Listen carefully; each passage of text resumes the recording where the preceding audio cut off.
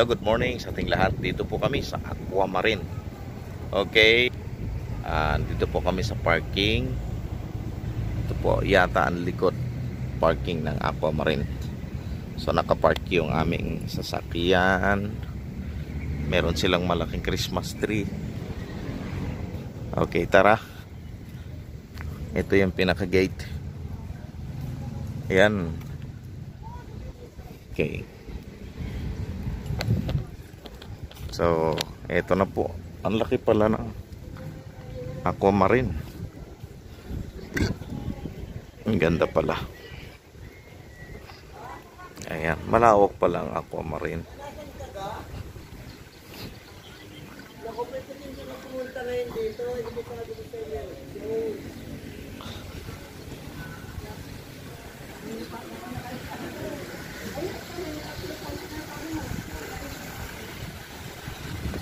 Ayan. May water pa pala din eh.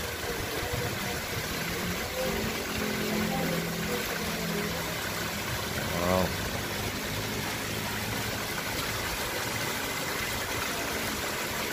Ang ganda. Aquamarine. Tara, pasok na po tayo. Ito na po ang pinakapinto. Ay, ano ka dapat sa receptionan? Kasi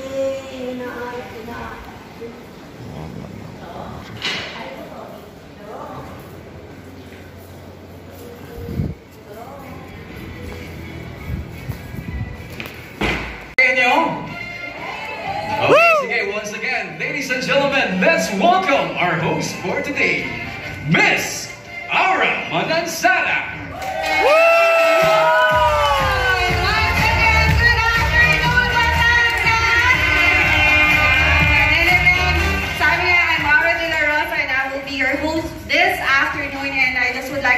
thank you for everyone for being here sa ating second road show dito sa Batangas. Are you excited? Yes! Alright. So thank you. Ngayon pala nagpapasalamat na kami.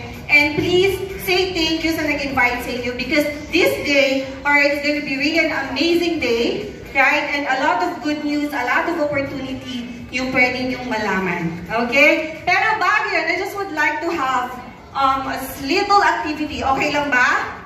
Because I've heard na kapag Batanggenyo ka, hindi ka lang active. Right?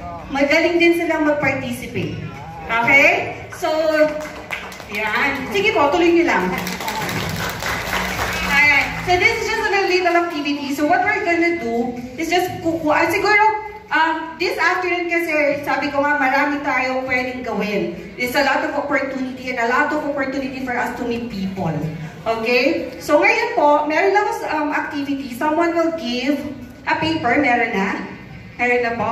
Alright, so this is a pass message. So sinasabi nila na kapag magpapass ka doon yung message, dapat daw nakafocus ka, nakalisten ka doon sa magsasabihin sa'yo. So we're going to give you about maybe 2 minutes. Alright? Someone will pass a message sa mga katabi nyo and later, tignan natin kung anong message yung makukuha nyo or makakapture nyo. Okay ba yun?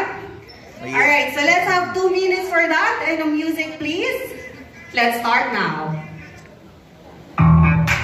You can whisper po. You whisper sa katabi mo yung